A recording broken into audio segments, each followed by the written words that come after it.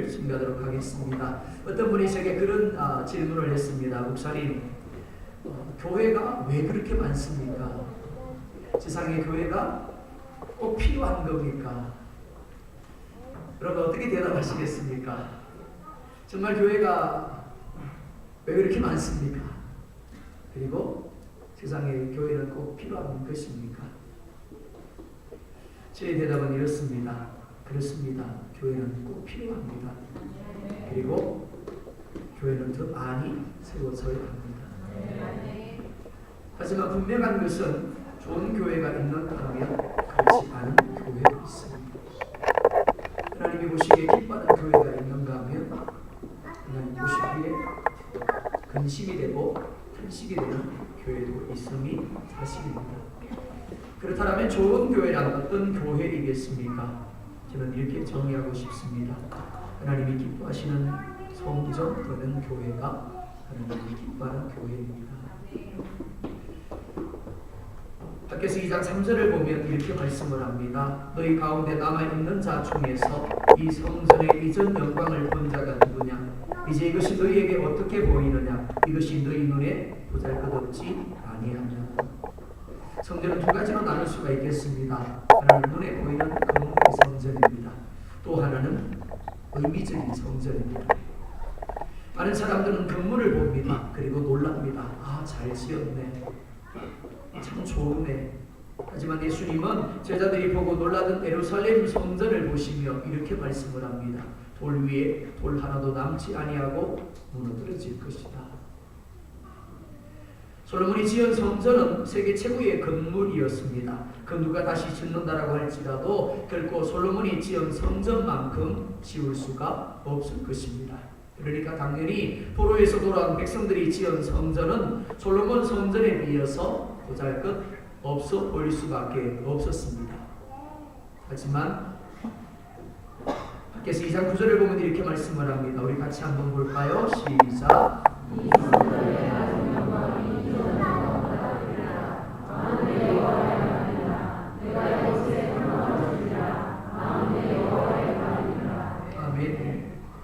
이것이 너희 눈에 보잘것없지 아니하냐라고 말씀하셨습니다. 초라한 성전입니다. 보잘것없는 성전입니다. 내세울 것 없는 성전입니다. 그런데 하나님은 전혀 다른 이야기를 하고 있습니다. 이 성전의 나중 영광이 이전 영광보다 크리라. 만군의 여호와의 말이니라. 내가 이곳에 평강을 주리라. 만군의 여호와의 말이니라. 솔로몬 성전을 보았던 사람들은 새로 지어진 성전의 건물을 보며 실망했습니다. 하지만 하나님은 이 성전의 나중 영광이 이전 영광보다 클 것이다 라고 말씀을 합니다. 내가 이곳에 평강을 주리라고 말씀을 합니다. 영원토록 하나님이 함께 하실 것이고 하나님이 지켜주실 것이며 하나님이 보호하실 것이고 하나님이 번영케 하심으로 평강을 누리게 할 것이다 라고 말씀을 합니다. 이전에 화려했던 솔로몬의 성전은 바벨론에 의해서 짓밟혔고 흙으로 떨어졌습니다. 그래서 겨우 흔적만 남아있는 상황이었습니다. 그런데 초라해 보이는 그 성전, 그래서 실망할 수밖에 없는 그 성전, 하나님이 이제 떠나지 아니하시며 하나님이 지켜줄 것이고 보호할 것이며 하나님이 번영케 하심으로 평강을 누리게 하실 것이다 라고 말씀하고 있는 겁니다. 이는 궁극적으로 예수 그리스도로 말미암아 이루어질 영원한 구원을 말씀하는 겁니다. 그리고 하늘나라의 축복을 약속하는 것입니다. 즉 우리가 보는 건물의 성전은 예수 그리스도를 그림자적으로 보여주는 겁니다. 그래서 19절 하반절이 이렇게 말씀을 합니다. 그러나 오늘부터는 내가 너희에게 뭘 줄 것이라고요? 복을 주리라. 그러나 오늘부터는 내가 너희에게 복을 주리라. 성전 대신 예수 그리스도를 예표하는 교회, 믿음으로 성전을 사랑하는 교회, 하나님이 이렇게 말씀을 합니다. 그러나 내가 오늘부터 너희에게 복을 주리라.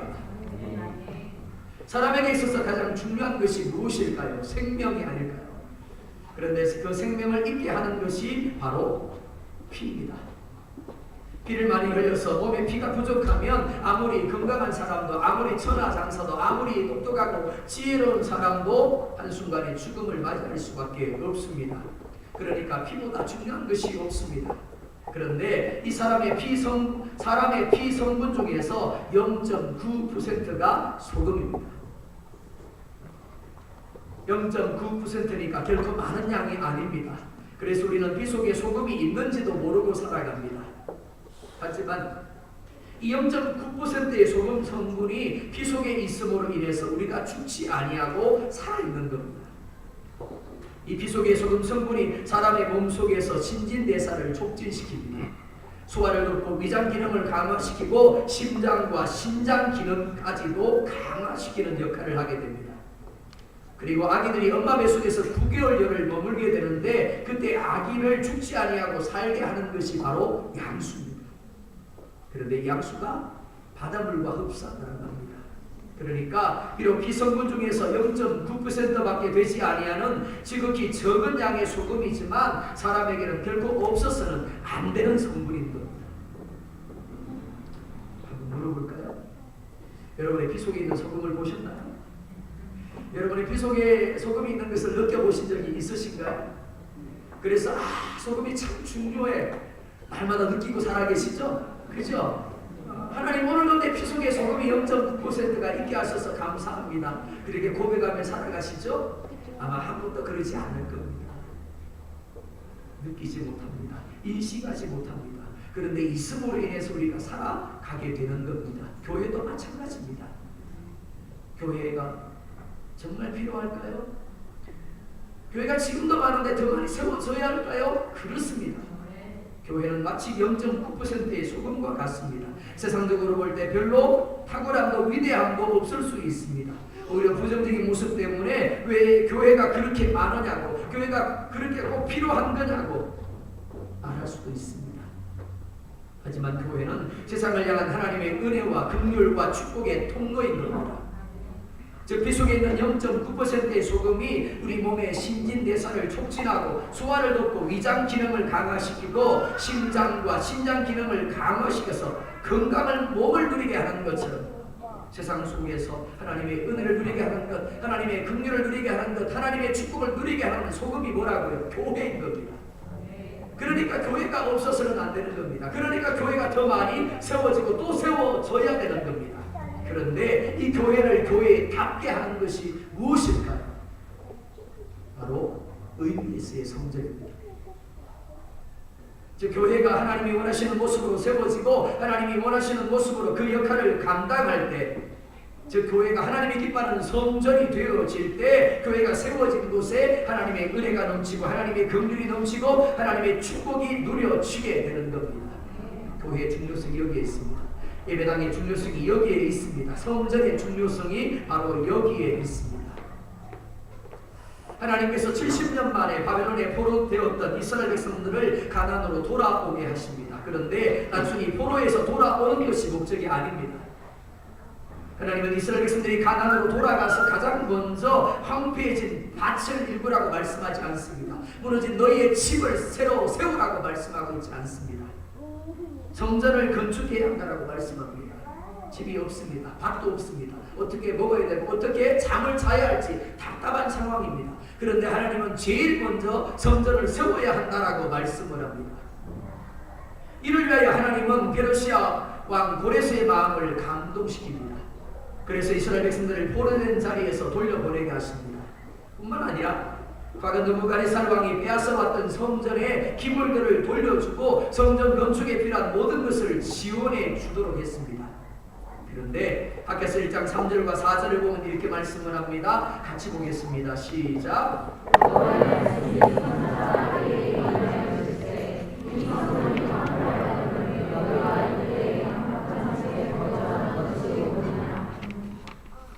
이를 표준 세번역 성경으로 보면 좀 더 쉽게 되어 있습니다. 이렇게 말씀을 합니다. 학개의 예언자가 주의 말씀을 받아 전한다. 성전이 이렇게 무너져 있는데 지금이 너희만 잘 꾸민 집에 살고 있을 때란 말이냐. 하나님은 이스라엘 백성들을 통해서 예루살렘에 무너진 하나님의 성전을 건축하게 하기 위하여 포로에서 돌아오게 하셨습니다. 뿐만 아니라 바사왕 고레스의 마음을 움직여서 성전 건축에 필요한 모든 것을 지원해 주도록 했습니다. 그래서 포로에서 돌아온 이스라엘 백성들이 처음에는 성전을 지으려고 했습니다. 하지만 대적들이 방해를 합니다. 그리고 성전을 짓는 일이 중단되게 됩니다. 그리고 무려 18년이 지납니다. 그 18년 동안 성전은 여전히 허물어진 채로 내버려져 있었습니다. 그들이 이렇게 한 것은 아직 여호와의 전을 건축할 시기가 이르지 아니하였다라고 생각했기 때문입니다. 그들이 이렇게 생각한 이유는 첫째, 성전을 지을 만한 경제적인 여유가 없다라고 생각한 때문입니다. 둘째, 정치적으로 그들이 성전을 지음으로 말미암아 대적들로부터 오해를 받을 수 있다라고 생각했기 때문입니다. 하지만 그런 중에도 자신들이 거할 집은 지붕을 얹습니다. 그리고 치장을 합니다. 그래서 어느 것 하나 부족함이 없게 하였습니다. 하나님 뭐라 말씀하신다고요? 너희 집은 잘 꾸며서 부족함이 없게 살면서 하나님의 성전은 이렇게 황폐하게 내버려 두었느냐라고 말씀하십니다. 그리고 학개서 1장 6절을 보면 이렇게 말씀을 합니다. 너희가 많이 뿌릴지라도 수확이 적으며 먹을지라도 배부르지 못하며 마실지라도 흡족하지 못하며 입어도 따뜻하지 못하며 일꾼이 삭슬 받아도 그것을 구멍 뚫어진 전대에 넣음이 되느니라.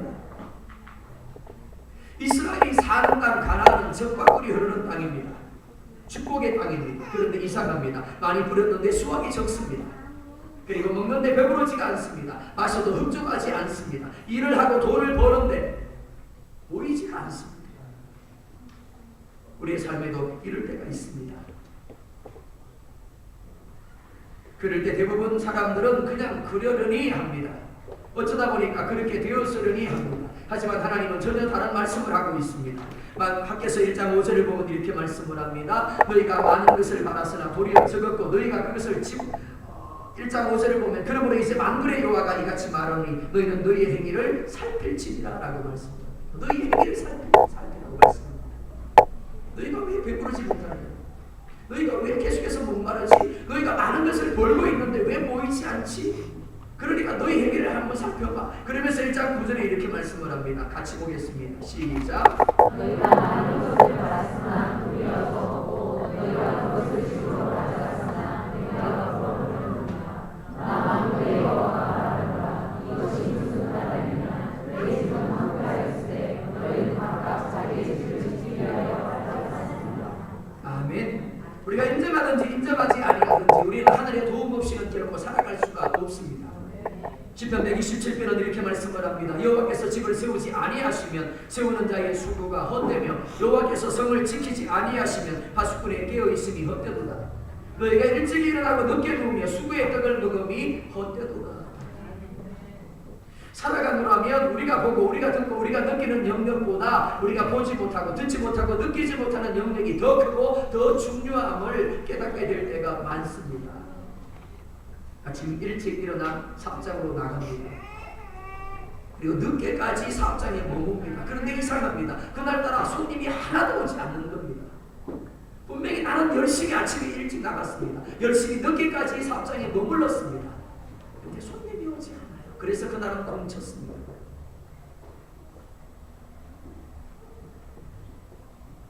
아무리 노력해도 나라 경제 사정이 좋지 않으니까 수관만큼의 결과가 맺혀지지 않습니다. 아무리 세워가면서 열심히 공부했습니다. 다시 만만하게 생각을 합니다. 이제는 내가 어떤 문제가 나와도 100점을 맞을 거야. 근데 신기하게도 시험지를 받아드는 순간에 도대체 이게 뭐야? 눈이 깜깜해집니다. 왜요? 공부한 문제는 하나도 안 나오고 많은 문제만 나와요. 학창시절에 그런 경험들이 많으실 겁니다. 나는 열심히 지키는데 어느 순간 도둑이 들어서 내가 쌓아놓았던 내가 모았던 것들을 다 도둑질해 갑니다. 여호와께서 집을 세우지 아니하시면 세우는 자의 수고는 아무것도 아닌 겁니다. 파수꾼이 두 눈 부릅뜨고 지켜도 하나님이 지켜주지 아니하시면 그가 할 수 있는 영역보다 할 수 없는 영역이 더 많은 겁니다. 하나님이 하시는 일이 99.9%라면 우리가 하는 것은 단지 0.1%에 불과한 겁니다. 그러니까 하나님이 불어버리시면 하나님이 닫아버리시면 아무런 소용이 없는 겁니다. 하나님이 은혜를 베풀어 주셔야 하고 하나님이 축복해 주셔야 하는 겁니다. 포로에서 돌아온 지 이미 20여 년 가까이 되었습니다. 그러니까 이제는 어느 정도 안정을 찾아야 하고 평안을 누리고 있어야 맞는 겁니다. 그런데 아니요, 전혀 다른 이야기를 하고 있습니다. 그 이유를 하나님이 불어버리시고 하나님이 막으셨기 때문이다 라고 말씀을 합니다. 그리고 이스라엘 백성들이 하나님의 집은 황폐하도록 내버려두고 자기 집을 짓는 데만 열중했기 때문이다 라고 말씀을 합니다. 이렇게 하나님은 성전을 소중하게 여기십니다. 성전 때문에 하늘문을 열고 복을 주시기도 하고 성전 때문에 하늘문을 닫고 화를 주시기도 하는 겁니다. 자, 그렇다면 하나님이 이렇게 성전을 중요하게 여기시는 이유가 무엇일까요? 왜 그토록 성전에 하나님이 집착하실까요? 첫째, 출애굽기 25장 8절을 보면 이렇게 말씀을 합니다. 같이 보겠습니다. 시작.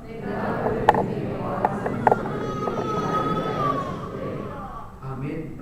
뭐라 말씀합니까? 내가 그들 중에 거할 성소라고 말씀하죠. 자, 출애굽기 29장 43절도 보겠습니다. 시작. 내가 거기서 이스라엘 자손을 만나니 내 영광을 아멘. 출애굽한 이스라엘 백성들에게 하나님은 성소, 즉 성막을 지으라고 하십니다. 그리고 그곳에서 내가 살겠다라고 말씀을 합니다. 뿐만이 아니죠. 그곳에서 내가 만나겠다라고 말씀을 합니다. 하나님은 영적인 존재입니다. 어디에도 안 계신 곳이 없습니다. 그러니까 굳이 성소를 지정하실 이유가 없습니다. 그런데 하나님은 굳이 성전을 짓게 하시고 내가 그곳에 거하겠다라고 말씀을 합니다. 그리고 그곳에서 이스라엘 백성들을 만나겠다라고 말씀을 합니다. 즉 성전은 하나님이 이스라엘과 함께 하신다라는 상징적 의미가 있는 것입니다. 건물입니다. 그러나 하나님이 임재를 약속하시고 그곳에 거하심으로 뭐가 된다고요? 성전이 되는 겁니다. 둘째, 하나님은 이 성전을 통해서 백성들이 하나님을 향하여 기도할 때 들으시겠다라고 말씀을 합니다. 열왕기상 8장 29절을 보면 이렇게 말씀을 합니다. 같이 봅니다. 시작.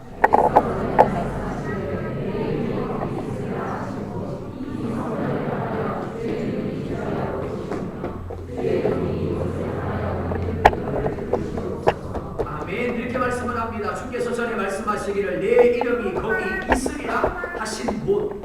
하나님의 이름이 어디에 있다고요? 성전에 있대요.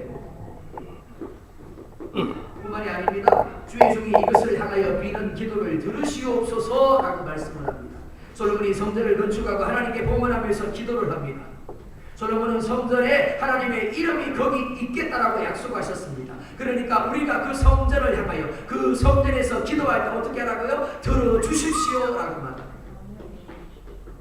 이사야 56장 7절을 보면 이렇게 말씀을 합니다. 내가 곧 그들을 나의 성산으로 인도하여 기도하는 내 집에서 그들을 기쁘게 할 것이며 그들의 번제와 희생을 나의 제단에서 기꺼이 받게 되리니 이는 내 집은 만민이 뭐하는 집이요? 기도하는 집이라 일컬음이 될 것입니다. 하나님은 성전에 당신의 이름을 두시고 성전에서 기도할 때 성전을 향하여 기도할 때 기도를 듣겠다라고 말씀을 합니다. 그리고 그 집을 뭐라고요? 기도하는 집으로 일컫게 될 것이다 라고 말씀을 합니다. 특별히 열왕기상 8장 37절로 39절을 보면 이렇게 말씀을 합니다. 같이 보겠습니다. 시작. 만일 나의 이르나 저들이 있거나 혹시 있으거나 함께 하거나 그들의 마음 중에 하거나 저기 와서 성을 내었거나 무슨 죄나 무슨 죄력이 있는지 아무나고 한 사람하고 죄로운 백성 이스라엘이 다 자기 마음에 죄하려고 이 성전을 향하여 손을 펴고 무슨 이거나 무슨 만물을 하거든 주님 되시고 하늘에서 들으시고 아멘. 북이스라엘 땅에 3년 6개월 동안 비가 오지 아니하고 기근이 듭니다. 무려 3년 6개월입니다. 우연히 그런 것이 아닙니다. 하나님이 그들의 죄 때문에 하늘 문을 닫아 버리시니까 비가 내리지 아니하고 이슬이 그들 가운데 내리지 않게 되었습니다. 죽을 지경입니다. 그런데 갈멜산에서 하나님을 향하여 엘리야가 기도합니다. 그래서 하나님이 닫혀있던 하늘 문을 열으시고 그 가운데 불을 내리십니다. 뿐만이 아니라 큰 비를 그 땅 가운데 내려주십니다. 개인의 삶, 가정, 사업장, 직장 그리고 나라 더 나아가 지구촌에 원하지 않는 어둠의 그림자가 드리울 때가 있습니다. 문제가 주어질 때가 있습니다. 부족과 기근의 자리에 세워질 때가 있습니다. 그때 솔로몬은 성전에서 하나님께 기도하겠다라고 말합니다. 그러면 하나님께서 들으시고 응답해 주시기를 원합니다 라고 이야기를 합니다. 성전이 중요한 이유가 여기 있습니다. 문제 없는 사람이 누가 있을까요? 부족 가운데 기근 가운데 세워지지 않는 사람이 누가 있을까요? 누구든지 부족 가운데 기근 가운데 세워질 수 있습니다. 현재 우리 삶의 모습이 그렇습니다. 잘 나갔습니다. 잘 될 때가 있었습니다. 먼저 오신 분들이 그런 이야기를 하더라고요. 과거에 잘 될 때는 돈을 안 셌대요. 그냥 자루에 쓸어 담았더라고요. 자녀들이 용돈 달라 그러면 그냥 자루에서 세지도 않고 집어서 줬대요. 그런 때가 있었대요. 그런데 지금은 우리 성도만이 아니라 교회를 출석하지 않는 우리 할인들을 사업장을 제가 찾을 때가 있습니다. 근데 물어보면 똑같은 대답을 하세요. 제가 묻기가 겁나요. 어떠세요? 목사님 묻기는 안 됩니다. 힘듭니다. 어떤 분은 현상 유지를 겨우 하고 있습니다라고 하는 분이 있는가면 늘 적자입니다라고 하는 분들이 있습니다. 우연히 그렇게 됐을까요? 어쩌다 보니 그렇게 되었을까요? 하나님이 하늘 문을 닫으신 겁니다. 하나님이 교회를 왜 세우셨다고요? 하나님이 성전을 왜 세우셨다고요? 이 땅의 하늘을 위해 기도하는 거예요. 이 땅의 가도를 위해서 기도하는 거예요. 이 땅의 지구촌을 위해서 기도하라고요. 문제 있는 사람들을 위해 기도하라고요. 그래서 하나님의 응답을 통해서 그들이 하나님의 살아계심을 경험하게 하라고요. 그러니까 교회가 더 많아야 되는 겁니다. 그러니까 교회가 반드시 존재해야 되는 겁니다. 그런데 그냥 교회가 아니에요. 성전되는 기도하는 교회여야 합니다. 제가 한국에서 사역할 때 교회를 나오지 않는 남편이 여집사님이 어느 날 새벽기도를 나왔어요. 이분이 원래 새벽기도 하는 분이 아니에요. 제가 물었어요. 집사님 웬일이세요? 무슨 일이 있었어요? 그랬더니 이분이 하는 이야기가 그래요. 믿지 않는 남편이 새벽기도 가라고 등 떠밀었대요. 왜 그런가 그랬더니 승진 시절이에요. 자기는 교회 안 나오면서 자기는 하나님 안 믿으면서 자기 아내들로 나가서 기도하래요. 그래야 승진한다고. 그게 성전입니다. 그게 교회의 존재 의미입니다. 닫혔던 하늘 문을 열고 하나님의 은혜와 하나님의 구원과 하나님의 축복을 끌어와서 이 땅 가운데 누리게 하는 역할을 하는 것, 그것이 교회의 믿으십니다. 제자 열왕기상 8장 50절을 보면 이렇게 말씀을 합니다. 주께 범죄한 백성을 용서하시며 주께 범한 그 모든 허물을 사하시고 그들을 사로잡아 간 자 앞에서 그들로 불쌍히 여김을 얻게 하사 그 사람들로 그들을 불쌍히 여기게 하옵소서. 로마서 6장 23절 상반절을 보면 주의 삭선 사망이요라고 말씀을 합니다. 하지만 하나님은 이스라엘 백성들에게 죄를 범할 때마다 자신이 죽을 수가 없으니까 소나 양이나 비둘기 같은 것을 끌고 와서 성전에서 하나님께 피를 흘려 제사하게 하심으로 그들이 죄사함을 받게 하셨습니다. 그러니까 이스라엘 백성들은 죄를 범할 때마다 사함을 받기 위해서 반드시 성전으로 나와야만 했습니다. 하지만 성전 제사 제도가 무너진 후에는 더 이상 그들이 죄사함을 받을 수가 없었습니다. 이스라엘 백성들이 망한 이유가 바로 여기에 있습니다. 성전에 나와 제사를 통하여 죄사함을 받아야 하는데 그렇지 못함으로 인하여 죄가 쌓이고 쌓여서 결국에는 하나님의 진노를 받을 수밖에 없었던 겁니다. 하나님이 소돔과 고모라의 죄악을 심판하기 위하여 가십니다. 그런데 하나님이 아브라함의 하나님의 바지가랑이를 붙들고 늘어집니다. 하나님 잠깐만요. 그런 일이 더 말하죠. 하나님 그 땅에 의인 50이 있어도 그 땅을 심판하시렵니까? 내가 50이 있어도 그 땅을 심판하지 않겠다. 가만히 생각해보니까 의인 50이 없어요. 너무 많이 깎으면 그러니까 5명을 깎습니다. 하나님 45명이 있어도 그 땅을 심판하시렵니까? 그리고 몇 명까지 내려가요? 10명까지 내려가죠. 하나님 10명이 있어도 그 땅을 심판하시렵니까? 아니, 내가 그 땅을 심판하지 않겠다. 하나님이 의인 10명으로 인하여 그 땅을 심판하지 아니하겠다라고 말씀하시는 이유가 무엇일까요? 그들이 죄를 위하여 기도할 것입니다. 어떤 분이 그럽니다. 목사님, 저는 교회는 가고 싶은데 죄가 많아서 교회를 갈 수가 없네요. 교회는 죄 없는 사람이 오는 곳이 아닙니다. 죄가 없으면 교회 오실 필요가 없습니다. 죄가 없으시면 예수 믿을 필요가 없습니다. 제발 부탁드립니다. 죄 없는 분은 교회 오지 마세요. 그리고 죄 많다는 분만 오십시오. 그리고 예수님을 통해서 죄 사함을 입으십니다. 죄가 있기 때문에 교회에 와야 하는 겁니다. 그리고 하나님의 어린 양 되신 예수님의 희생을 통하여 죄 사함을 받고 구원함을 누려야 하는 겁니다. 그게 성전입니다. 성전의 중요성이 바로 여기에 있습니다. 구약시대 이스라엘 백성들이 어린 양 제사를 통해서 제사함을 받던 곳이 성전입니다. 마찬가지입니다. 이곳에서 예수님의 이름이 선포되고 이곳에서 예수님의 보혈로 범죄한 이들이 죄사함을 받으며 예수님을 그 마음에 영접함으로 말미암아 구원함을 누리는 역사가 이루어져야 하는 겁니다. 하나님이 성전을 세우신 이유가 바로 여기에 있습니다. 열왕기상 8장 60절과 61절 보면 이렇게 말씀을 합니다. 같이 보겠습니다. 시작.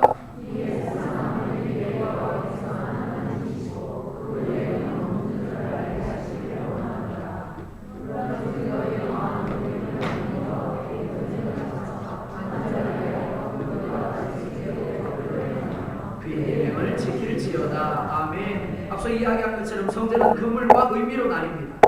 하나님이 솔로몬에게 성전을 건축하게 하시고 그곳에 영광의 구름으로 임재하십니다. 그리고 솔로몬에게 약속합니다. 이곳이 기도의 집이 되고 이곳이 죄사함의 집이 될 것이다. 이곳에서 너희가 기도할 때 내가 들어 응답할 것이고 너희가 주의 이름으로 죄사함을 구할 때 용서할 것이다. 그런데 그렇게 되기 위하여 하나님은 한 가지를 솔로몬에게 요구하십니다. 하나님 되심이 온전히 인정되고 하나님의 말씀이 가감없이 온전히 선포되고 성도들이 선포되는 하나님의 말씀의 본의를 인정하며 순종할 수 있어야 합니다. 그럴 때 건물이 비로소 의미 있는 성전이 되고 그곳에서 기도할 때 응답하시고 용서함을 구할 때 죄를 사하심을 입게 될 것이다 라고 말씀을 합니다. 다윗이 성전을 건축하고자 합니다. 하지만 하나님은 다윗의 마음을 거절하십니다. 대신에 솔로몬으로 하여금 건축하게 하십니다. 포로에서 돌아온 이스라엘 백성들이 성전을 건축하고자 했지만 대적들의 방해로 무려 18년 동안 중단됩니다. 돈 많다고 성전 건축할 수 있을까요? 마음이 원함이 있다라고 성전 건축할 수 있을까요? 아니요. 하나님의 허락하시고 가능한 것이 성전 건축입니다. 그런 면에서 나눔교회는 하나님의 은혜인 줄 믿습니다. 하지만 건축 그 자체의 의미가 있는 것이 아닙니다. 병은 병 그 자체로 존재하지 않습니다.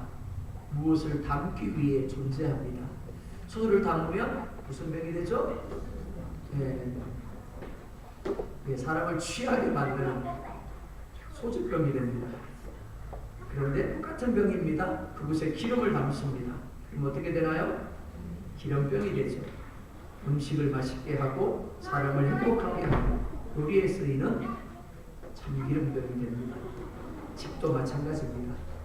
누가 그 집에 사느냐에 따라서 같은 집이라도 전혀 다른 집이 됩니다. 예배당도 마찬가지입니다. 그곳이 하나님의 말씀이 살아있고 그 말씀을 근거로 하나님의 기도의 응답을 누리며 죄의 사함의 축복을 누리게 될 때 비로소 성전이 되고 그것을 통해서 구원과 은혜와 축복의 역사가 더하게 되는 겁니다. 하나님이 말씀하신 것처럼 그러나 오늘부터는 내가 너희에게 복을 주리라는 말씀이 응하게 되는 겁니다. 그것이 이런 곳이 됩니다. 이것을 통해서 한인 사회가 더 나아가 에콰도르 땅이 하나님이 오늘부터 복을 주겠다라고 말씀하신 것처럼 오늘부터 하나님의 복이 넘쳐나는 통로가 됩니다. 그래서 우리 나눔교회만이 아니라 우리 한인교회들 이 땅에 한인교회가 5군데가 있습니다. 우리 나눔교회와 아름다운 교회와 기도하는 교회와 기도 순복음교회 그리고 과역교회 순복음교회가 있습니다. 우리 5교회가 영적 양적으로 엄청나게 부흥했으면 좋겠습니다. 그리고 우리 교회들을 통해서 정말 이 땅 한인 사회가 하나님의 살아계신 그리고 하나님의 말씀이 응하는 축복을 누렸으면 좋겠습니다. 뿐만 아니라 우리 한인 선교사님들을 통해서 이 땅 에카도리 복음으로 뒤집어지는, 그래서 다윗의 때 전무후무한 복이 누려졌던 것처럼 그렇게 복이 누려질 수 있기를 주님으로 축원합니다. 기도하겠습니다.